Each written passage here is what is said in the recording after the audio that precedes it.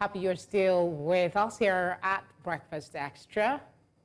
The Africa Trade Conference 2025, set to take place in Cape Town, South Africa, is expected to bring together policy makers, investors and business leaders to address key barriers to intra-African trade as the African Continental Free Trade Area AfCFTA gains traction. The conference aims to tackle challenges such as infrastructure deficits, regulatory hurdles, and currency exchange, which continues to hinder seamless trade across the continent. With Africa's trade volume projected to grow significantly under the agreement, this gathering is seen as a crucial step towards unlocking economic potential and fostering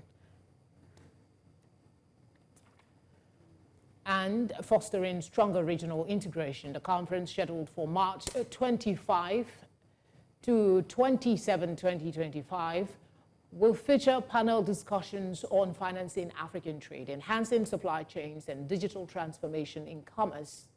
Stakeholders, including government officials and representatives from financial institutions, are expected to present strategies to breach the $100 billion trade finance gap that has slowed business expansion. So as Africa seeks to shift from being a raw material exporter to a hub of value-added goods, discussions at this level could reshape policies and also investment strategies that will define the future of African trade.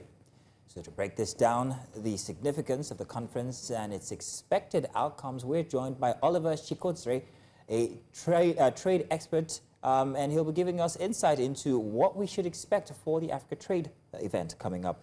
Mr. Oliver, you're welcome. Thank you very much for joining us.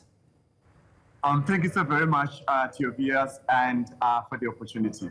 Good. Now let's talk about trade barriers. What are the trade barriers that the African Trade Conference 2025 aims to address? Yeah, you see that one of the biggest challenges we are facing as a continent is capacity development as well as uniting ourselves in order for us to have economic growth. So Pan-African integration as a catalyst for growth and as well as ease of trade. So what we have to do is, you were talking about critical minerals and how we can be able to transform from selling our raw materials to Europe and the other parts of the world to value addition and to industrialization. So we'll be focusing on addressing the issues of borderless Africa, cross-border, some of the challenges that we face. Comparing ourselves, for example, let's look at Rwanda. Rwanda, you don't need a visa if you're coming from any parts of Africa. You get a free visa on arrival. So some of those things will be addressed at the Africa Trade Conference. And of course, in addition to that, what we also need to do is to promote trade facilitation as well as innovation. And we need capital to do that. That's why we have to collaborate intentionally. How significant is the African Continental Free Trade Area in reshaping Africa's economic landscape? It is a game changer, but what we have to do, you see, they were very intentional when they started in 2022, when they brought in young people and women in Tanzania, when we had that conference. In 2023, they hosted the first ever business conference in Cape Town. And part of that, alongside that, they had a masterclass for young people and as well as women. They were very intentional in terms of getting two individuals or two entrepreneurs per country. And if you go on the website of UNECA, you can just say UNECA AfCFTA Masterclass to learn more about the outcomes of that event. But they were very intentional. But going forward, I think that AfCFTA is a game changer, but we need to create more awareness about buying African-made goods. We also need to collaborate. We also need to have finance. That's why we have to be intentional in terms of how we collaborate. I'm happy with the work that Access Bank is doing, with the work that is Afri-Exim Bank is doing in Rwanda and other parts of the continent. But how do we best bring all these efforts together as a continent in a collaborative approach manner that will help us to address, even to help those entrepreneurs that can help themselves. All right, Oliver, let me add a bit of drama into this. Now, we are in a time in the world where we are seeing trade actually being weaponized. We have the US against Canada, against Mexico. Some would even say against Africa. We've had the instance between South Africa and the US with Donald Trump, well, making some certain comments that are disparaging and that will affect trade. How important is this event regarding the situation that we find ourselves in the world now that Africa and African countries collaborate when it comes to trade? I see this event as a platform because what we have to do is to find African solutions. Nothing for us without us as Africans. So we as Africans have to come together, whether it's government leaders, private sector, civil society. We have to come together and find African solutions. One of the areas that we mentioned earlier is value addition to industrialization. Imagine if we have trade that is fair. We as Africans, we are not trading together enough, and we are not value adding to our products. So I think the Donald Trump presidency and what has just happened recently, where they expelled the South African ambassador to the US, it's an opportunity for us as Africans to come together. For example, look at Nigeria and South Africa. If we are to come together, we can be able to do a lot of business together. Kenya and South Africa. Kenya produce tea and corn. South Africa produce wine and fruits. Why can't we come together and set up manufacturing plants and industries and create jobs and economic growth and to build the Africa that we need as a continent? Let's talk about access to financing, trade financing. This remains a challenge. What measures are being discussed or will be discussed to close the 100 billion trade deficit? I must say that I acknowledge the work, especially of AfCFTA.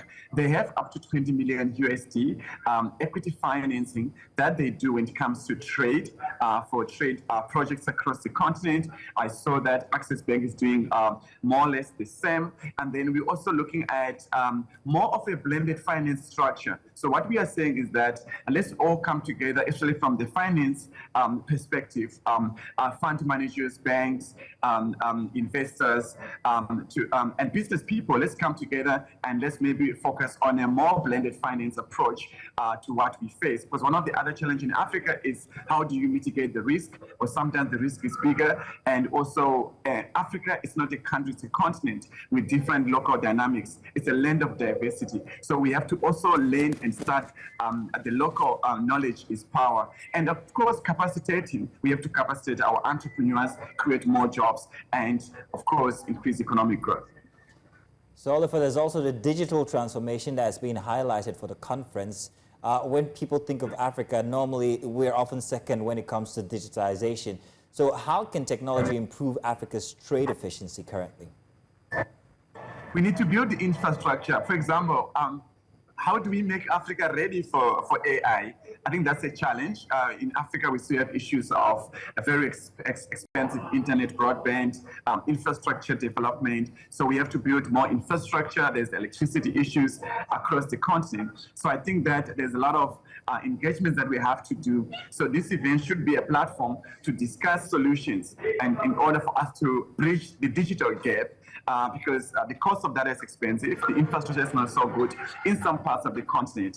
And how do we make Africa ready for AI? We don't just want to be consumers of AI, we want to be also inventors of AI that is conducive for building the Africa that we need. All right. Let's talk about intra-Africa trade, the promoting of it. What would be your submission as to the best approach to ensuring that we get to the goal as we look to maximize the AfCFTA? Yeah, I will say that there's no one size fits all. I would say that I think the work that has been done so far, how do we harness from that, and how do we bring more of different stakeholders within the ecosystem to address the issue of intra-Africa trade, bringing the greatest minds of the continent, and to have a Pan-African integration as a catalyst for growth, ease of trade, and access to capital and markets. I think it's very, very important to discuss some of these issues. But as Africans, we have been talking, I think it's time for us to be able to come up with solutions that will be able to address the challenge that we face as a continent and as a collective. And one thing that we have learned from COVID-19, for example, is to have critical thinking, but it's also to collaborate, and collaboration is only key when it is intentional. Well, Oliver, I want to say thank you very much for joining us to give us, more insight into the conference. And of course, well, let's hope that Africa does unite and we can do our own trade together and perhaps maybe take over. Thank you very much, Oliver. Thank you so very much. Thank you so very much for the opportunity, and thanks to your viewers.